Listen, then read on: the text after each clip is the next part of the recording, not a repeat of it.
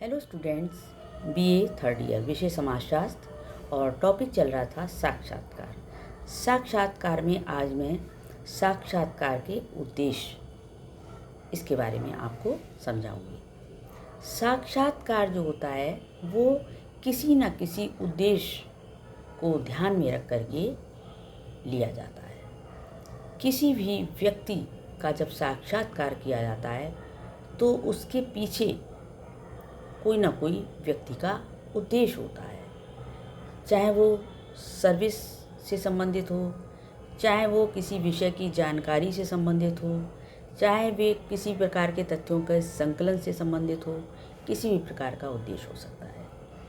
अब इसमें आता है पहला, प्राथमिक सूचना। साक्षात्कार के द्वारा अध्ययनकर्ता जो है वो सूचनादाता से प्रत्यक्ष रूप से सामने बैठ कर के सूचना प्राप्त करता है। अतः इसमें प्रामाणिकता अधिक पाई जाती है, क्योंकि सामने बैठ कर के पूछा जाता है, इसलिए उसमें विश्वसनीयता अधिक होती है। आंतरिक और व्यक्तिगत सूचना।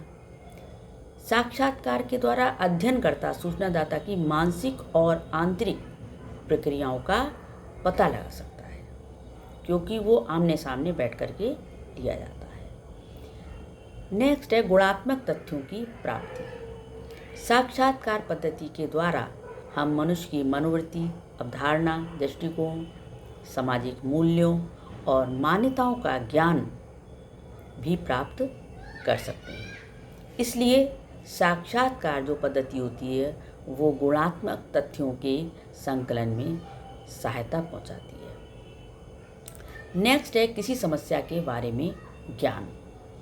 साक्षात्कार जो होता है किसी समस्या के बारे में ज्ञान भी प्राप्त कराता है।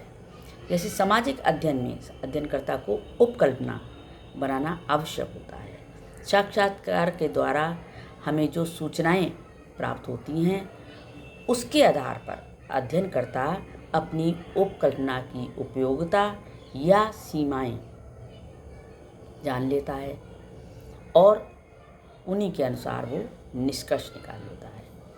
अवलोकन के अवसर। साक्षात्कार में क्या होता है कि चूँकि दो व्यक्ति आमने सामने बैठ करके एक व्यक्ति दूसरे के बारे में पूछता है, उसके बारे में जानता है, तो चूँकि वो सामने होता है तो उसमें ऐसे अवसर आते हैं कि वो क्वेश्चन करते ही सामने वाले के चेहरे से उसके भाव भंगिमा को देख करके अनुमान लगा लेता है उत्तर का। और यदि सामने वाला कहीं से झूठ बोलता है तो वो भी अध्ययनकर्ता को समझ में आ जाता है।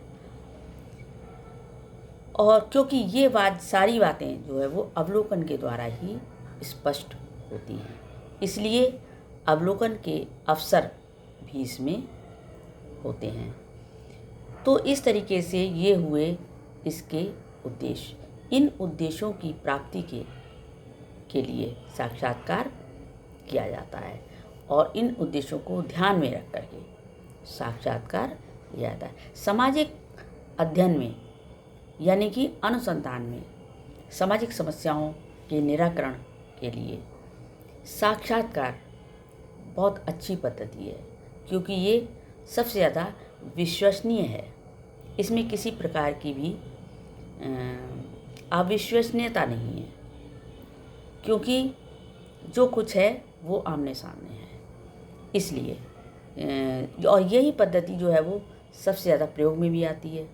लेकिन अगर बहुत ज़्यादा डाटा है तो इस पद्धति का प्रयोग करना ठीक नहीं रहता है या असंभव सा हो जाता है।